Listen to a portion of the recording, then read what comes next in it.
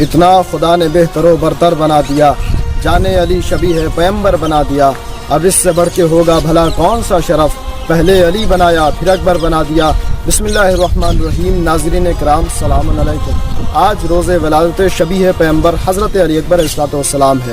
آپ کی ولادت کا روز تمام شیعان حیدر کرار کے لیے بہت ہی خوشی اور مسرت کا روز ہے۔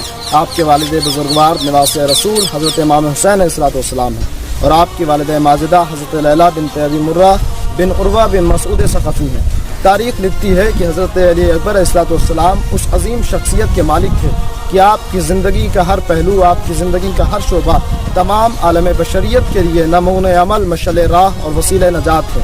آپ کی تابناک زندگی اطاعت والدین، ایثار و فداکاری، شوق شہادت اور فنا فی اللہ سے سرشار ہے۔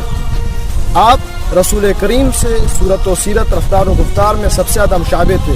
اسی لیے تاریخ لکھتی ہے کہ حضرت علی اکبر علیہ السلام جب مدینہ کی گلیوں سے گزرتے تھے تو دکاندار اپنی دکانوں کو بند کر کے چہرے علی اکبر کا دیدار کرتے تھے۔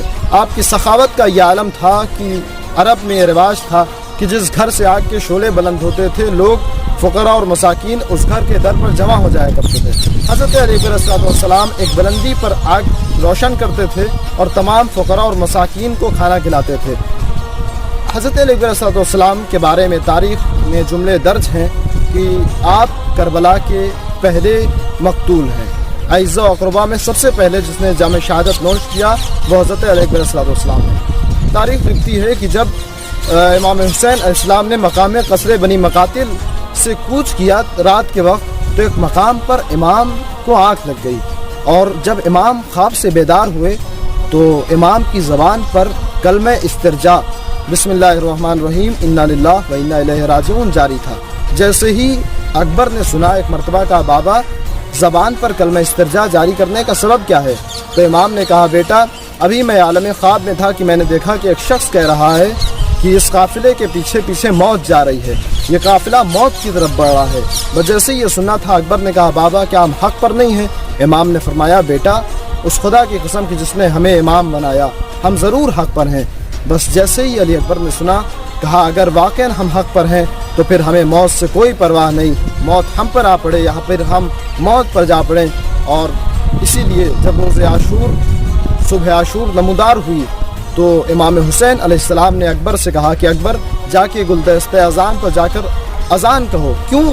علی اکبر کی اذان رسول اکرم کی آواز سے بہت زیادہ مشابہ تھی آواز، اسی لیے حضرت علی اکبر علیہ السلام سے امام حسین نے اذان کہلوا کر اتمام حجت کر دیا کہ کوئی یہ نہ کہہ سکے کہ ہم نے رسول اکرم کی آواز نہیں سنی تھی۔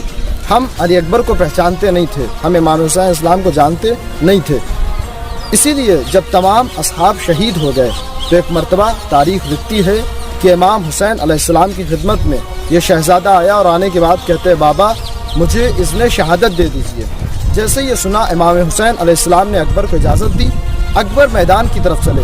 لیکن اب تاریخ میں عجیب جملے درج ہیں کہ امام نے ایک مرتبہ دونوں ہاتھوں کو بارگاہ عزدی میں بلند کیا، اور بلند کرنے کے بعد کہتے ہیں اللہم اشہد علی ہؤلاء القوم فقد برز الیہم غلام اشبہ الناس خلقا وخلقا ومنطقا برسولک محمد صلی اللہ علیہ وآلہ وسلم وکنا اذا اشتقنا بزیارت نبیک نظرنا الیہ۔ اے میرے پروردگار گواہ رہنا کہ آج ان ظالموں کی طرف میں ایک ایسے جوان کو بھیج رہا ہوں کہ جو صورت میں، سیرت میں، گفتار میں، رفتار میں، کردار میں تیرے رسول سے سب سے زیادہ مشابہ تھا، اور جب ہم تیرے نبی کی زیارت کے مشتاق ہوتے تھے تو ہم علی اکبر کے چہرے کا دیدار کر لیا کرتے تھے۔ تاریخ لکھتی ہے کہ حضرت علی اکبر علیہ السلام بابا سے اذن شہادت پا کر میدان کی طرف بڑھ رہے تھے، اور اس عالم میں رجس پڑھ رہے تھے کہ انا علی ابن حسین ابن علی نحن و بیت اللہ اولا بالنبی واللہ لا یحکم فینا ابن الدعی۔ حضرت علی اکبر علیہ السلام فرما رہے تھے کہ خدا کی قسم ہم وہ ہیں کہ جو نبی کریم سے سب سے زیادہ قرابت رکھتے ہیں، میں علی حسین ابن علی کا بیٹا ہوں، اور خدا کی قسم ہمارے درمیان زناکار عورت کا بیٹا حکومت نہیں کر سکتا۔ خیر حضرت علی اکبر علیہ السلام میدان کی طرف بڑھے، اور جانے کے بعد تاریخ نے لکھا کہ آپ نے وہ جنگ کی کہ تمام زمین کربلا ظالموں کے خون سے بھر گئی، اور تقریباً 120 काफिरों को वासिल जहन्नम करने के बाद आप इमाम हुसैन अलैहिस्सलाम की खिदमत में आए और कहा बाबा मुझे प्यास लग रही है। इमाम ने कहा अली अकबर जाओ तुम्हें रसूल खुदा सैराब करेंगे। अली अकबर दोबारा मैदान की तरफ आए और फिर 80 काफिरों को वासिल जहन्नम किया और उसके बाद एक मलऊन ने अली अकबर की पेशानी पर एक ऐसा नेज़ा मारा कि अली अकबर घोड़े पर संभल न सके, घोड़े से ज़मीन पर आए, बस आवाज़ दी बाबा अलैका मिन्नी सलाम, ए मेरे बाबा मेरा आखिरी सलाम कबूल हो। तारीख लिखती है कि इमाम हुसैन अलैहिस्सलाम ने किसी भी शहीद की शहादत के बाद इमाम ने बद्दुआ नहीं की, लेकिन इमाम ने जैसे ही सुना कि जवान बेटे ने सदा इस्तिगासा बुलंद की है, इमाम ने दोनों हाथों को बारगाह हज़दी में बुलंद करने के बाद कहा बारे इलाहा गवाह रहना इन लोगों ने तेरे रसूल की हुर्मत को पामाल किया, खुदा उस शख्स को मख्तून नस्ल करार दे जिसने मेरे अकबर को शहीद किया। आखिर हज़रत अली अकबर अलैहिस्सलाम करबला के मैदान में जाम शहादत नोश फरमा गए, लेकिन वक्त के इमाम की ऐसी नुसरत की तारीख़ याद रखेगी।